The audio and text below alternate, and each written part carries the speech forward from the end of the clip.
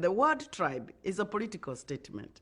It was actually deliberately introduced to give a connotation of primitive people, backward people, uncivilized people, disorganized people, people unable to govern themselves, to more or less justify colonization.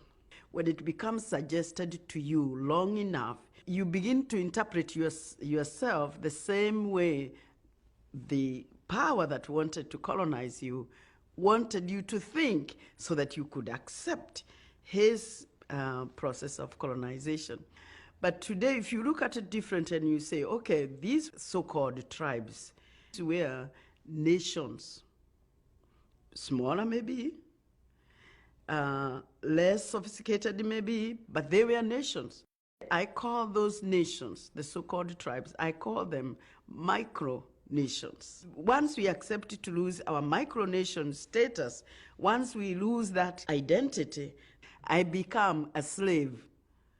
And a slave has no confidence, he has no self-respect, because a slave is a person who has been denied the opportunity to be himself. A slave is a person who has been robbed.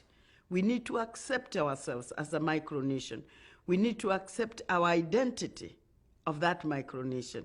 We need to give ourselves self-confidence through that micronation, because that is what gives me identity. See, if I say I'm a Kikuyu, if I mention my name, anybody who knows Kikuyus will know that's a Kikuyu girl, all right.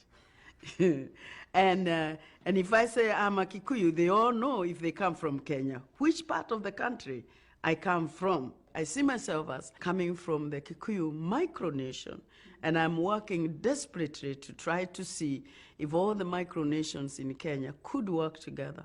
But I also want to encourage them to remain who they are and to bring their baggage to the table and all together try to create a new nation. But that new nation is going to have to be a mixture of what we all are.